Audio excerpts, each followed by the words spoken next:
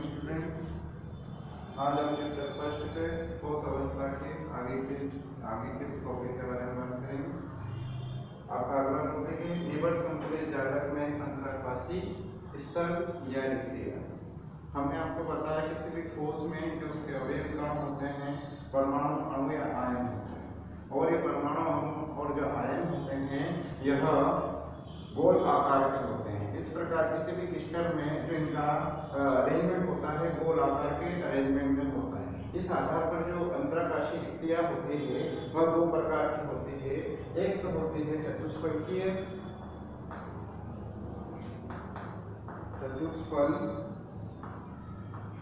रिक्ति और दूसरी होती है आपकी अष्टफलकीय रिक्ति।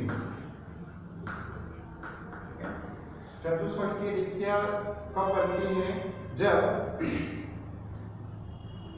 दो तीन जो आपके परमाणु या अणु जो आयन होते हैं इनके ऊपर, जैसे कि आपको कल बताया था कि इस प्रकार एक रो ऊपर दूसरी रो नीचे, इस प्रकार के परमाणुओं का अरेंजमेंट होता है। और इस अरेंजमेंट में जो दूसरी जो आती है रो आपकी इसके ऊपर, अगर वो जब ऐसे आती है इसके ऊपर, ये एक परमाणु दूसरा परमाणु है, तीसरा नीचे की रो है, और उसके ऊपर जब इसके ऊपर जब वापस एक कोई सा रो चालू होती है, ठीक है, तो देखिए आप ये टोटल 4 आपके कण हो गए हैं, 4 परमाणु हो गए हैं। इन 4 परमाणुओं में आप थोड़ी सी कल्पना कीजिए कि 3 बॉल है, 1 2 3, और 3 बॉलों को ऐसे स्लॉट में एकदम प्लेट में आपने क्या जमा रखा है, और उसके ऊपर ये तीनों जहां पर मिलती है, ठीक है, तीनों जहां पर मिलती है उसके ऊपर फिर एक और बॉल हमने रख दी, ठीक है।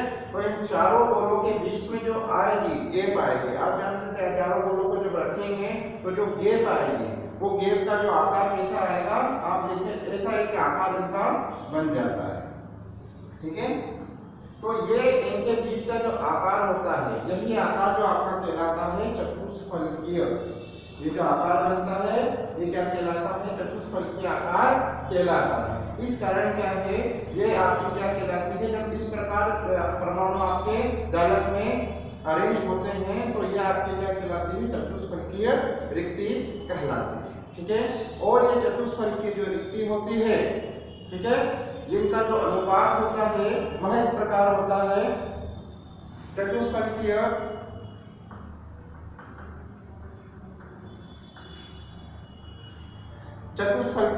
रिक्ति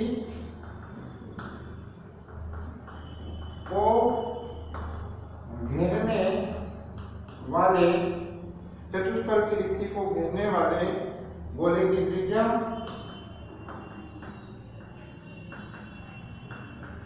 इसको हम छोटे आर से या स्मॉल आर से शो करते हैं बटा चतुष्फलकीय रिक्ति का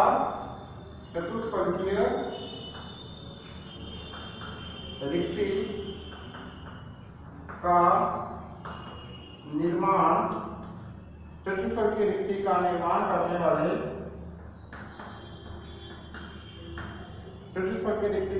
करने वाले गोले की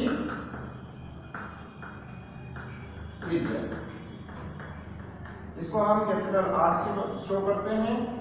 यानी चतुष्फलकीय रिक्ति को घेरने वाले गोले की त्रिज्या, यानी कि ये जो गोले हैं, ये जो घेर रहे हैं गोले की त्रिज्या, और फिर जो अंदर जो गोला बना है, ठीक है, इनके बीच जो गोला बना है, इन चारों गोलों के बीच में वो चतुष्फलकीय रिक्ति का निर्माण करने वाले गोले की त्रिज्या, इसके अंदर जो गोला बना है, आप 4 गोल को इस प्रकार अरेंज करेंगे तो एक तो ये गोल है आपकी, है ना, ये इसको कहते हैं चतुष्फलकीय रिक्ति को घेरने वाले गोले की त्रिज्या, इसको आर से बताते हैं। और इसके अंदर जो आपके एक और नए गोल का निर्माण होता है, उस को हम बोलते हैं चतुष्फलकीय रिक्ति का निर्माण करने वाले गोले की त्रिज्या। और इनके अंदर जो अनुपात होता है वह आपका क्या होता है? 0.225 होता है, ठीक है। और इनका जो गोले के घेरने वाले की त्रिज्या कितनी होती है? 1 होती है, ठीक है। इस प्रकार हम इसको किस प्रकार से बता सकते हैं कि चतुष्फलकीय रिक्ति को घेरने वाले गोले की त्रिज्या r बराबर 10 225 और चतुष्फलकीय रिक्ति का निर्माण करने वाले गोले की त्रिज्या r बराबर 1 होती है। तो इस प्रकार हम यहाँ पे क्या बता सकते हैं कि r बटा r बराबर 0.225/1 या r बराबर आप क्या कर सकते हैं 0.225। ठीक है, ये एक ऑब्जेक्टिव टाइप क्वेश्चन यहाँ से बनकर आता है। यह आपका क्या कहलाता है चतुष्फलकीय रिक्ति कहलाती है। दूसरी प्रकार की जो रिक्ति होती है हमारी अष्टफलकीय रिक्ति होती है। ठीक है, अष्टफलकीय रिक्ति का निर्माण किस प्रकार होता है? तो अष्टफलकीय रिक्ति का जो निर्माण होता है वह इस प्रकार आप समझ सकते हैं। अष्टफलकीय, ये आपके कोई सी रो चल रही है, ठीक है, ये परमाणुओं के रेंज की रो चल रही है। ठीक है,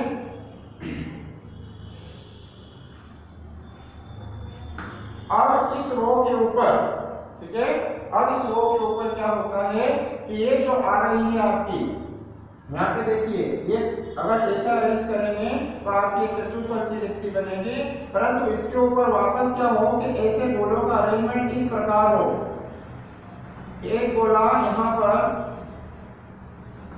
दूसरा इसके ऊपर, फिर तीसरा इसके ऊपर ऐसे, और फिर ये नीचे दूसरा एक और आ जाए।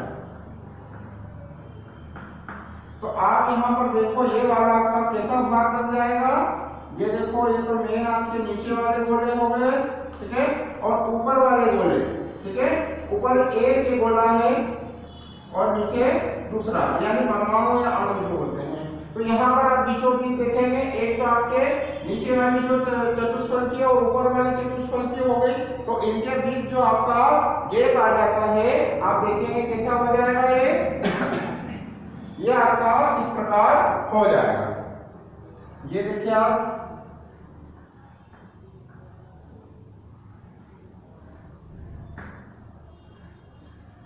ये इस प्रकार का आपके इनके अंदर गैप हो जाएगा। ये जो पीछे वाला जो गैप है, इतना भाग जो है पीछे वाले परमाणुओं के अरेंजमेंट के कारण है, और ये इतना वाला भाग क्या है आपके आगे वाले जो इसके ऊपर जो रो पे बैठे हुए परमाणु अणु है उनके वजह से हुआ है। तो ये आपकी जो कहलाती है चतुष्फलकीय रिक्ति कहलाती है। ठीक है, अष्टफलकीय रिक्ति कहलाती है। ठीक है, क्योंकि अष्ट फलक में अरेंजमेंट होती है, इसका ये अष्टफलकीय रिक्ति कहलाती है।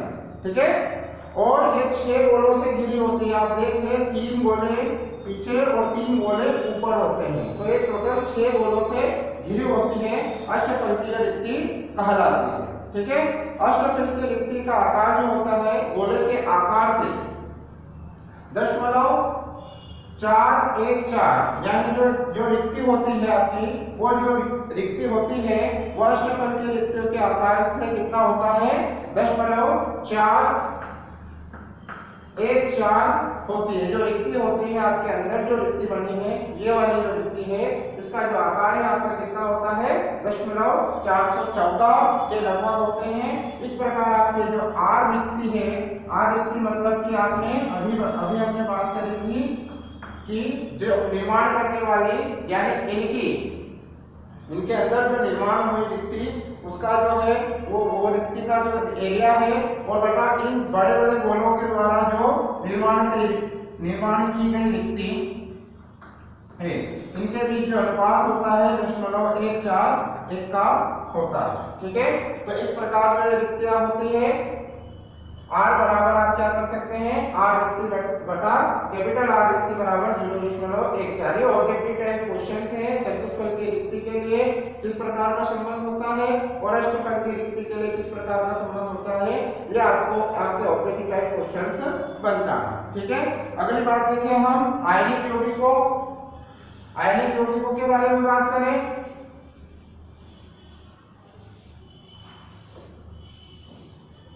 आयनिक यौगिकों की स्थिति देखें। आयनिक यौगिकों में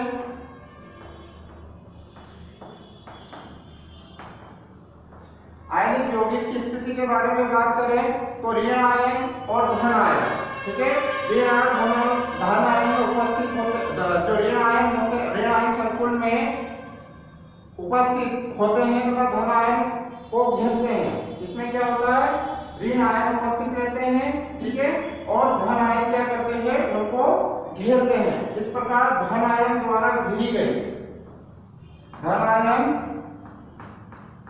द्वारा घेरी गई जो रिक्ति होती है, घेरी गई जो रिक्ति होती है, वह घेरी गई चतुष्फलक की जो रिक्ति होती है,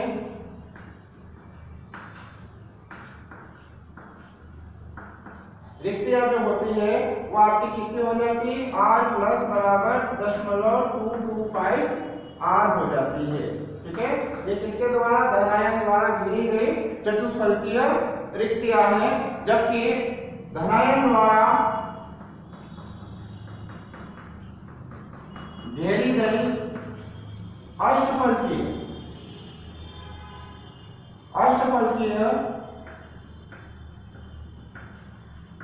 जो रिक्ति होती है वह क्या कहलाती है आपकी, r प्लस बराबर 0.14 r कहलाती है। ठीक है, ये इस प्रकार आप देख सकते हैं कि आयनिक क्रिस्टल जो होता है एक धनायन और ऋणायन द्वारा होता है। तो धनायन द्वारा जो चतुष्फलक की रिक्ति घेरी जाती है वह r प्लस 0.225 r यानी 225 होता है, और धनायन द्वारा घेरी गई अष्टफलक की रिक्ति जो होती है r प्लस बराबर 0.414 r होती है। ठीक है, इसके बाद हम देखते हैं रिक्तियों की संख्या और यौगिकों का सूत्र। रिक्तियों की संख्या के आधार पर यौगिक का सूत्र कैसे बना सकते हैं, यह आप इसके द्वारा देख सकते हैं। तो अष्टफलक की जो रिक्ति होती है, अष्टफलक की जो रिक्ति होती है, अष्टफलकीय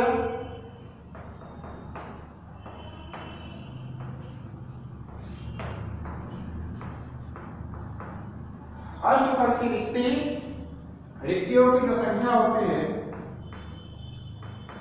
अष्टफलकीय रिक्तियों की संख्या जो होती है आपके, वह आपके निर्वर्ण संकुल में उपस्थित कणों की संख्या के बराबर होता है। निर्वर्ण संकुल में उपस्थित कणों की संख्या के बराबर होता है। अष्टफलकीय में जो रिक्तियां होती है वह उसको हम कैसे शो कर सकते हैं, n के द्वारा शो कर सकते हैं। जबकि चतुष्फलकीय रिक्ति जो होती है आपकी, चतुष्फलकीय जो रिक्तियां होती है, रिक्तियों की जो संख्या होती है, ये संख्या आपका है, ठीक है, 2 गुणा अष्टफलकीय रिक्तियों की संख्या के बराबर होती है। यानी कि हम यहां देख सकते हैं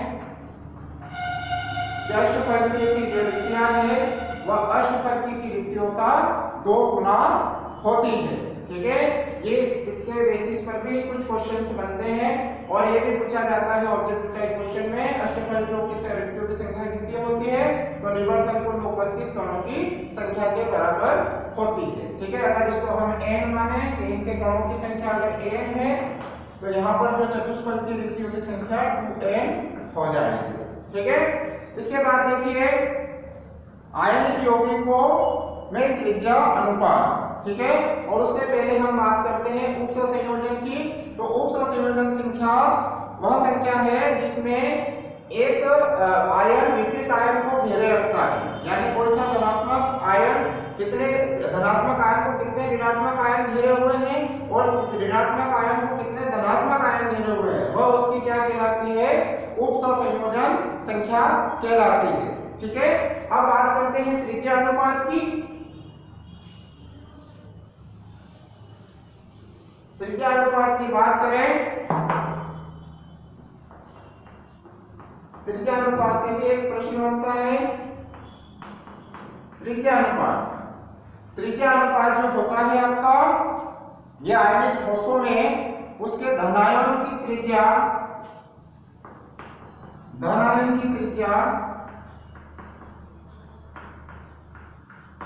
तथा ऋण आयन की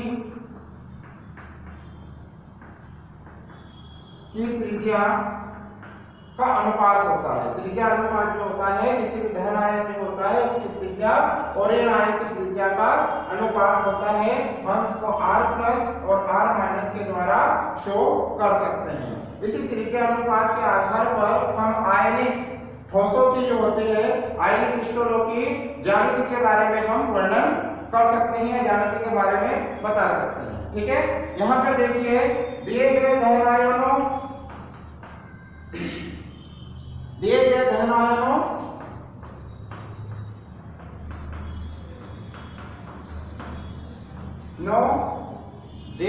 आयनों का त्रिज्या अनुपात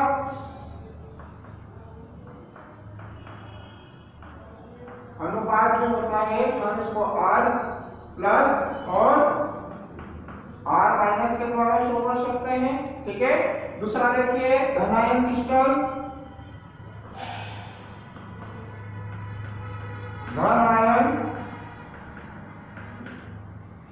धनायन क्रिस्टल में उपस्थित उप संयोजन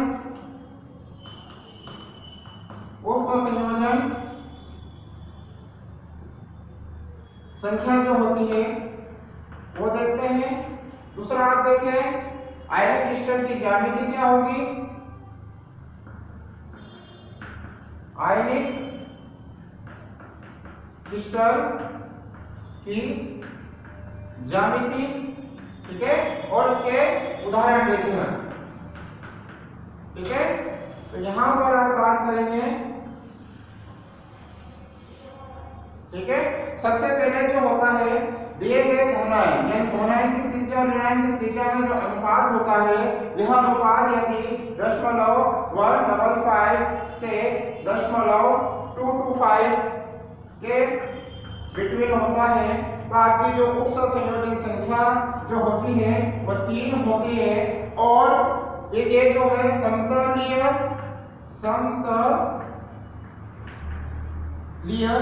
समतलीय त्रिकोणीय होती है। क्या होती है? समतलीय त्रिकोणीय होती है। इसके एग्जांपल आप देख सकते हैं तो B2O3 और आपका BN जो है इसके एग्जांपल होंगे। दूसरा देखिए आप कि अगर त्रिज्या अनुपात 0.225 से अगर 0.414 होगा तो इनकी जो धनायन क्रिस्टल में उप संयोजन जो संख्या होगी वह 4 होगी। ठीक है, और यह इसकी जो ज्यामिति होगी चतुष्फलकीय होगी। ठीक है, और इसके एग्जांपल आप देख सकते हैं ZnS, ZnO यानी जिंक ऑक्साइड, जिंक सल्फाइड आदि होंगे। अगला देखिए अगर इनके उप संयोजन संख्या 0.414 से अगर 0.732 होगी तो यह इसके उप संयोजन संख्या आपकी 6 होगी और यह आपका अष्टफलकीय होगा।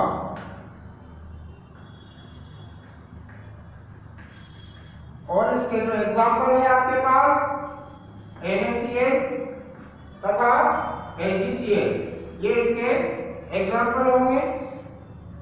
ठीक है, और लास्ट जो आपका होता है अगर 0.732 से अगर इनका त्रिज्या अनुपात है तो आपकी जो संयोजन संख्या 8 होगी और यह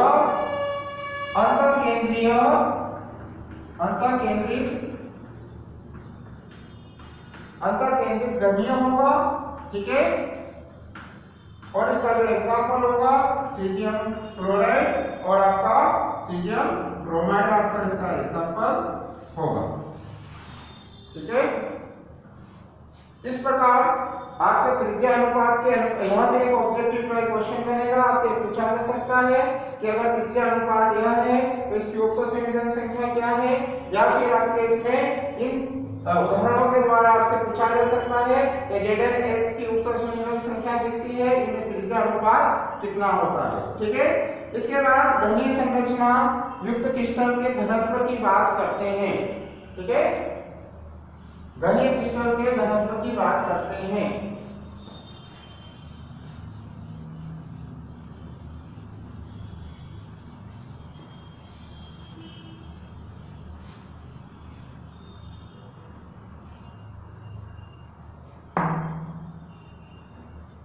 घनीय घनीय संरचना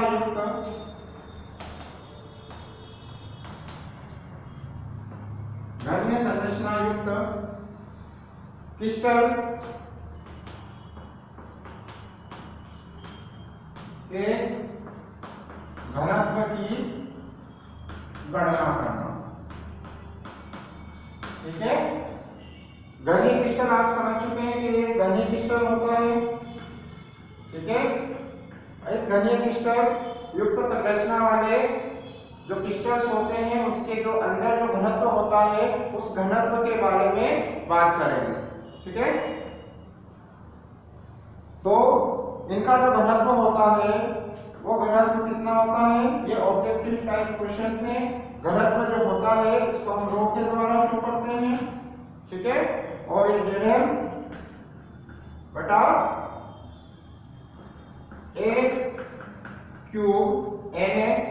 ठीक है, और ये आपका कितना होता है, किलोग्राम मीटर प्रति क्यूब होता है। ठीक है, यहां पर Z आपका क्या है, परमाणु क्रमांक है। ठीक है, M आपका परमाणु द्रव्यमान।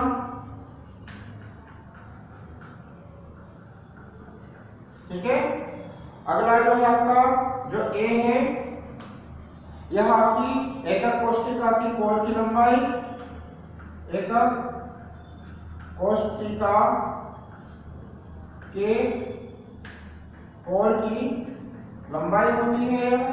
ठीक है, उसके बाद Na जो होता है एवोगाड्रो नंबर होता है।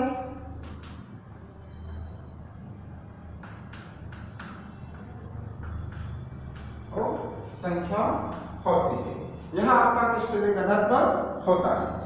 ठीक है,